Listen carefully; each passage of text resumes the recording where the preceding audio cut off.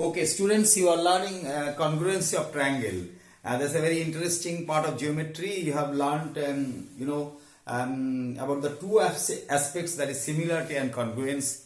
See, similarity means two geometrical figure when they are of same shape but not of equal size, they are called similar.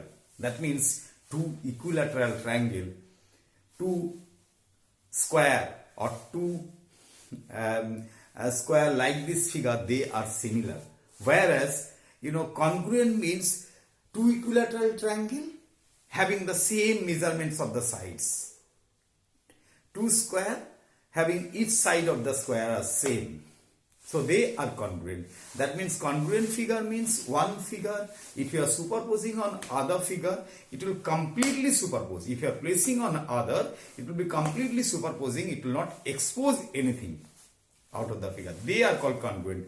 See, for two triangle, when will they be congruent? We have discussed. There are some criteria. There are some axioms. What are the axioms? Are S, S, S, side, side and side. All the three sides are equal. If one of the triangle, first side is equal to the one of the side of the second triangle, and the second side is also equal to the one of the side of the second triangle, and third side is successively equal to the third side of the second triangle, they will be congruent, because those two triangles, if you are placing over other, then it will be completely superposing. Could you understand? SSS, SAS, side, angle, side. Another criteria is that side, angle, side means one side, then one angle, then another side.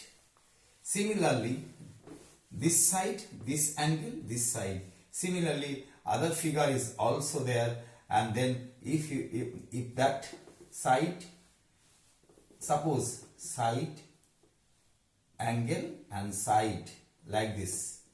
This side is equal to this side, this angle is equal to this angle, and this side is equal to this side. These two figure will be congruent by SAS. So side, angle, side, between two equal side the angle, if two triangles. So SAS. Now moving on to the third criteria, third axiom of the congruency of triangle. Congruence of triangle is what? That is angle, side, angle. That means angle, side, angle like this. If it is there, two triangle like that are there. If two triangle like that are there, angle, side, angle. This side is equal to this side, but in between, in one side, both the edges of the side having the angle, those two angles are equal. That is angle, side, angle. And then we have learnt about another axiom which is called RHS, right angle triangle. Right angle definitely will be 90 degree for both, but hypotenuse has to be equal. If a right angle is there, two right angles are there, and then hypotenuse are of equal size. Suppose here is 10 centimeter, here is 10 centimeter. Then one of the side, if suppose this is 8 centimeter and this one is 8 centimeter, this side is equal to this side. Could you understand? Hypotenuse definitely they will be equal. Then these two will be congruent through which axiom? RHS stands for right angle, that is 90 degree angle. Both are 90 degree angle. You have to tilt the figure and place it. It will be completely superposing. Could you understand me? These all axioms we have learned for congruency. If two triangles are congruent, there are some aspects. All its corresponding parts also will be equal. That means, if these two triangles are congruent, then this side also will be equal to the AB will be equal to AC. By what law? That law is called CPCTC. I will tell you the full form of CPCTC. Congruent parts of congruent triangles are congruent, also congruent. Congruent parts of congruent triangle are also congruent. CPCTC, this is CPCTC. congruent parts of corresponding triangles are congruent. Okay, we learn further. We have discussed till question number 5 of your exercise 6b. Now we have undertaken, up to 5 we have discussed. Now we have undertaken the 6th one. Let me see what is given to you in the question. In the adjoining figure, angle ABC is equal to angle ACB and D is the midpoint of BC. Prove that triangle ADB congruent to triangle ADC. I have drawn the figure. See, what is that? What is given to you? Given to you ABC. This angle is equal to this angle ACB. What are the two triangles? ABD and ACD. You need to prove these two triangles are congruent. That means these two triangles are same in size and shape. If you are placing over each other, it will be superposing. How to prove it? This angle is equal to this angle given to you. If it is 30 degree, that is also 30 degree. Now BD is equal to CD. BD, that means B to D, and BD, this line segment, this side, and CD of that angles ACD, they are equal. Why? Because D is the midpoint of BC. D is the midpoint of BC means see AB is the line, and if D is the midpoint means AD is equal to BD. That's very simple, isn't it? Therefore, BD is equal to CD given to you because D is the midpoint. That's also given. You need to do what? You need to prove ABD is equal to ACD. That's very simple. What you're going to do? You'll write down proof. What will you do? Proof. See what is given to you. Here it is given to you angle ABD is equal to angle ACD. In bracket you will write down given. Okay. Solution you will write down or to prove you will write down. Okay. First criteria. That should be 3 criteria. Could you understand? All the 3 sides has to be equal, or the 2 sides and 1 angle has to be equal, or the 2 angles or 1 side has to be equal, or right angle hypotenuse and other side has to be equal. This 4 criteria only. So one is given to you, and then another thing is given to you. BD is equal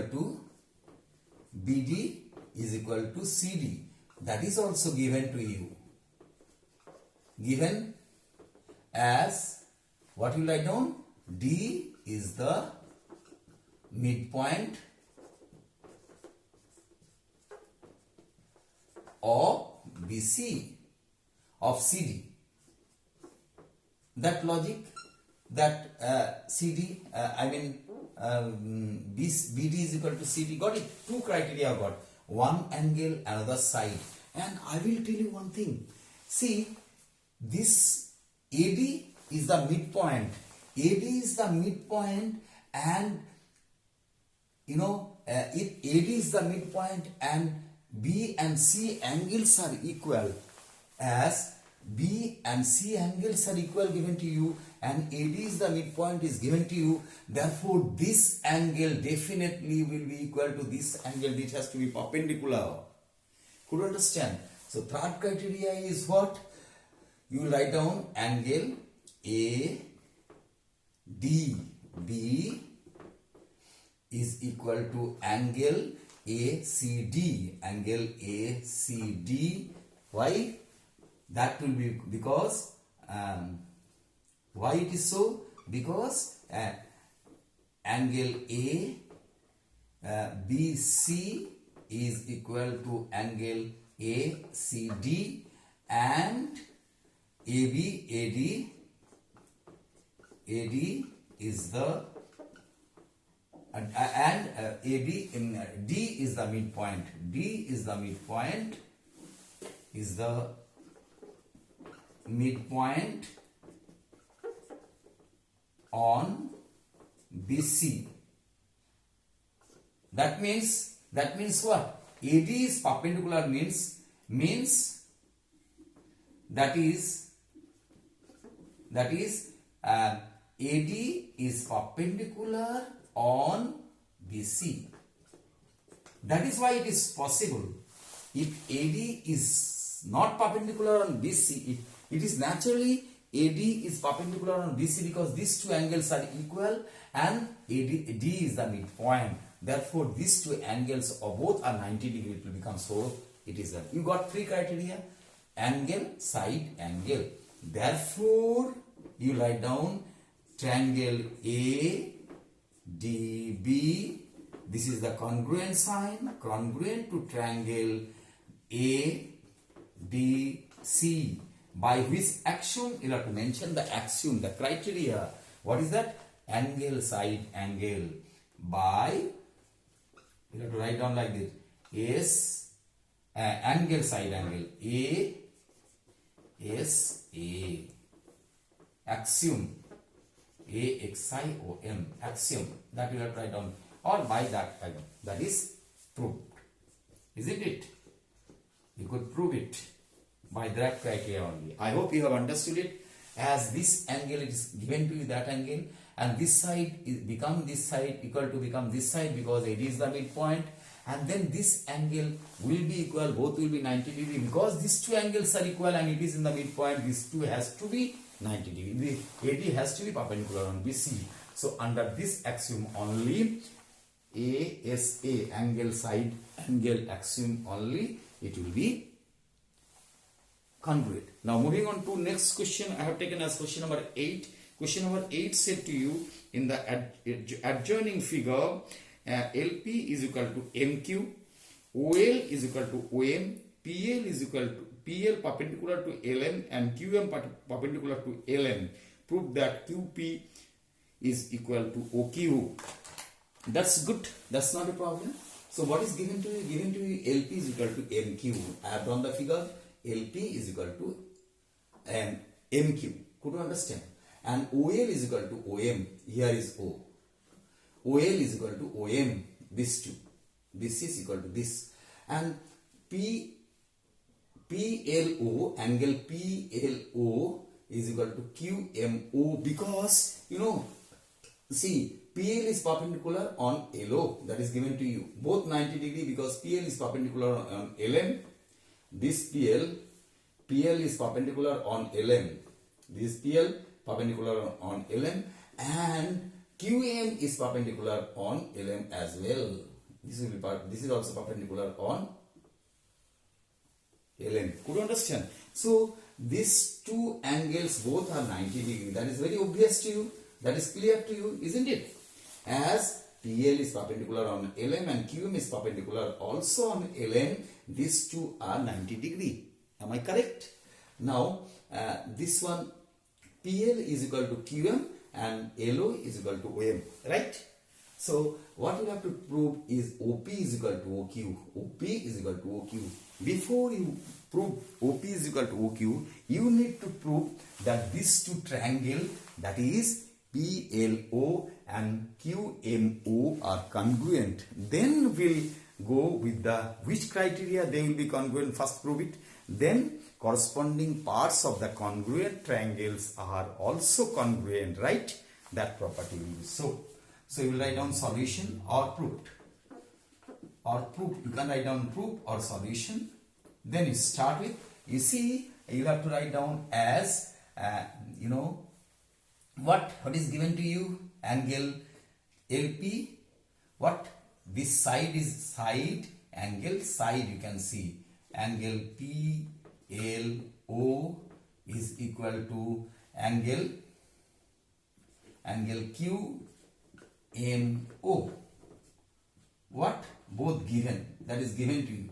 No? And what is given to you? PL is PLO. I mean PL is equal to QM. That is this. I will tell you. This is not. What is given to you is first PL is equal to QM. That is given to you. Then angle PLO is equal to angle QMO, both 90 degree, since PL perpendicular on LN and QM perpendicular on LN. Both are perpendicular line, therefore both are 90 degree. These two angles are 90 degrees. So in this triangle, this side and is equal to this side of this triangle, and this angle, these two angles are equal. Then LO is equal to OM. That is also given to you. You got three criteria: side, angle, side, isn't it? Therefore, triangle PLO is congruent to triangle QMO, isn't it? These two triangles are congruent. These two triangles are congruent by what axiom? By side, angle, side. Side, angle, side. That axiom. By SSX criteria or SSX axiom. Okay, you write down that. Then what has happened, you know, therefore PO is one of the side, PO is one of the side, and Q of PLO, and QO is also one of the side of QMO triangle. So therefore PO is equal to QO, proved.